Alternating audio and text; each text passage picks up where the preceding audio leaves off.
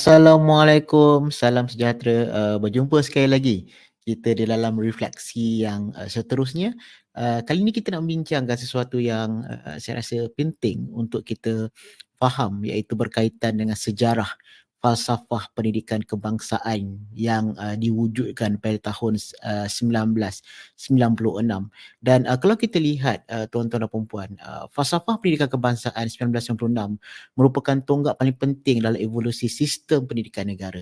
Dan falsafah ini merupakan satu usaha daripada kerajaan Malaysia untuk melihat kepada sistem pendidikan yang lebih holistik, lebih inklusif, yang selaras dengan wawasan 2020 ketika itu dicetuskan oleh Perdana Menteri Malaysia iaitu Tun Dr. Mahathir Mohamad. Dan kalau kita lihat kenapa pentingnya falsafah pendidikan kebangsaan tahun 1996, ianya bertujuan untuk menghasilkan individu yang bukan saja seimbang daripada aspek intelektual, rohani serta jasmani, tetapi ianya melibatkan satu konsep yang mana education for all, yang mana semua rakyat Malaysia berhak untuk mendapat pendidikan secara formal, dan ianya secara tidak langsung akan melihat kepada pembentukan karakter serta nilai moral dan juga kemahiran sosial. Dan kalau kita lihat dalam konteks falsafah ini juga, ianya mencerminkan yang mana pendidikan yang berteraskan kepada keperluan nasional ataupun keperluan global serta memperkuatkan jati diri kebangsaan dan mengakui kepelbagaian budaya serta kepercayaan dalam masyarakat Malaysia serta menggalakkan penghormatan terhadap perbezaan melalui pendidikan.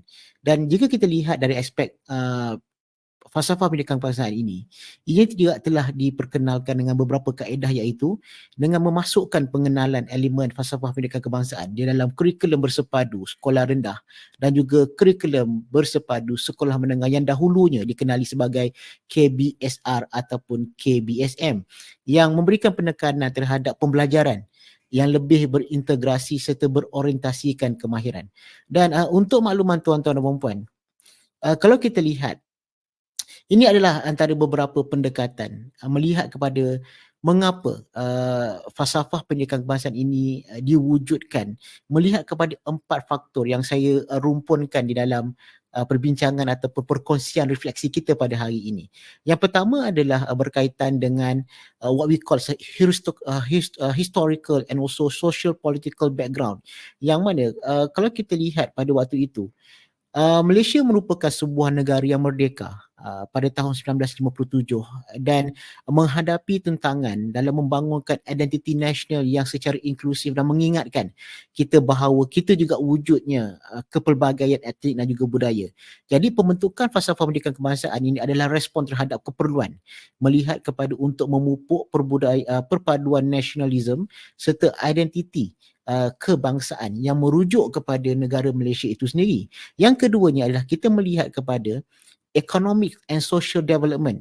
Ini saya fikir tuan-tuan dan puan sangat penting kerana pada tahun 1990-an di bawah kepimpinan Tun Dr. Mahathir ketika itu sebagai Perdana Menteri, Malaysia baru sahaja memasuki era pembangunan ekonomi dengan wawasan 2020 yang diperkenalkan. Dan ini juga menuntut kepada pembentukan sumber manusia yang berkualiti serta berdaya saing, dan pendidikan dilihat sebagai kunci kepada untuk mencapai matlamat tersebut. Dan kalau kita lihat dalam sejarah kebanyakannya, memang benar pendidikan merupakan salah satu tunjang bagaimana boleh berubahnya sesebuah negara. Yang keduanya adalah melihat kepada education reform. Dan saya fikir tuan-tuan dan puan-puan, reformasi pendidikan ini antara yang sangat berlaku secara meluas, yang mana kalau kita lihat daripada sejarah awal baik ketamadunan manusia sehingga pada hari ini, kita melihat betapa pentingnya reformasi pendidikan ataupun education reform. Dan dalam konteks ini, kerajaan Malaysia melihat keperluan untuk mereformasi pendidikan agar ianya lebih relevan kepada keperluan ekonomi, sosial serta budaya negara. Dan falsafah pendidikan diwujudkan atas kerangka ideologi ini mengarah kepada reformasi tersebut.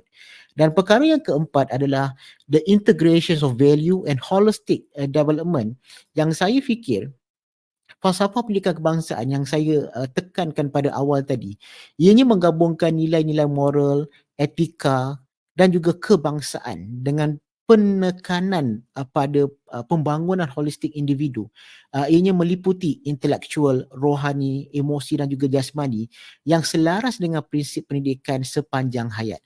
Jadi tuan-tuan dan puan-puan, saya fikir kita juga perlu meneliti bagaimana polisi-polisi sebelum ini, the previous policy statement ataupun the debates on the education reform, yang saya nak bawa tuan-tuan dan puan melihat secara um, kasar dahulu 4 laporan yang memberikan kesan signifikan terhadap pembangunan falsafah pendidikan kebangsaan, dan saya yakin keempat-empat laporan ini juga nanti saya akan huraikan pada video-video yang akan datang. Yang pertamanya adalah berkaitan dengan Barnes Report yang saya fikir mungkin jarang-jarang di kalangan kita mendengarnya, ataupun dan juga laporan Fan Wu pada tahun 1951. Kedua-dua laporan ini sebenarnya memberikan penekanan terhadap keperluan pendidikan nasional untuk orang Melayu, sementara laporan Fan Wu memberikan fokus terhadap pendidikan komuniti Tionghoa, dan kedua laporan ini menandai bahawa permulaan usaha untuk menyatukan sistem pendidikan yang berbeza di Malaysia. Dan kemudiannya disusuli pula dengan laporan Razak pada tahun 1956, dan saya yakin ini merupakan laporan yang tidak asing kepada semua orang, kerana saya yakin semua pernah mendengar tentang laporan Razak ini yang mana melihat kepada penyatuan sistem pendidikan negara dan juga mempromosikan bahasa Melayu sebagai bahasa penghantar, serta menetapkan dasar-dasar asas untuk pendidikan merangkumi semua kelompok etnik. Dan kemudian juga disusuli dengan laporan Rahman Talib pada tahun 1960 yang merupakan lanjutan daripada laporan Razak. Laporan Rahman Talib ini memperkenalkan perubahan tambahan dalam sistem pendidikan serta melakukan konsolidasi terhadap prinsip-prinsip dalam laporan Razak dan membawa kepada Akta Pendidikan pada tahun 1961. Dan kemudian ada satu laporan, ada yang memanggilnya sebagai laporan Kabinet Khas ataupun pelaksanaan dasar pendidikan 1976, tetapi ada juga yang mengatakan bahawa itu merupakan adalah laporan Mahathir pada tahun 1979, yang mana menitik beratkan kepada pentingnya untuk melihat visi di dalam sistem pendidikan untuk memastikan bahawa ianya sejajar dengan pembangunan negara dan menekan terhadap keperluan tenaga ataupun pembangunan teknikal ataupun keusahawanan, dan seterusnya lahirnya dasar pendidikan kebangsaan pada tahun 1996, dan ini melihat kepada bagaimana untuk mencapai matlamat ataupun wawasan 2020, dan falsafah ini dianggap sebagai memberi penekanan terhadap pembangunan individu secara holistik dan persiapan mereka untuk menyumbang kepada bukan sahaja kepada diri sendiri, kepada keluarga, tetapi kepada masyarakat ataupun ekonomi negara secara keseluruhannya. Dan untuk makluman tuan-tuan dan puan-puan, sebenarnya ini adalah merupakan pernyataan ataupun falsafah pendidikan kebangsaan yang diperkenalkan pada tahun 1998. Kalau tuan-tuan dapat lihat di sini bahawa pernyataan ini memberikan penjelasan bahawa betapa pentingnya sebagai seorang warga negara Malaysia yang harus dilahirkan bukan sahaja bijak daripada aspek intelektualnya, malah kuat daripada aspek spiritual, emotional dan juga physical balance. Pada masa yang sama, ianya mempunyai keupayaan pengetahuan ataupun kompeten serta mempunyai high moral value dan seterusnya menyumbang kepada personal well-being, as well as being able to contribute the harmony and the betterment of the family and also the society and the nation at large. Jadi kalau kita lihat tuan-tuan dan puan-puan, sejarah ataupun kronologi bagaimana falsafah pendidikan kebangsaan 1996 ini bukan hanya memberi kesan terhadap ketika itu sahaja, tetapi memberi kesan terhadap bagaimana kita menyahutnya pada masa kini.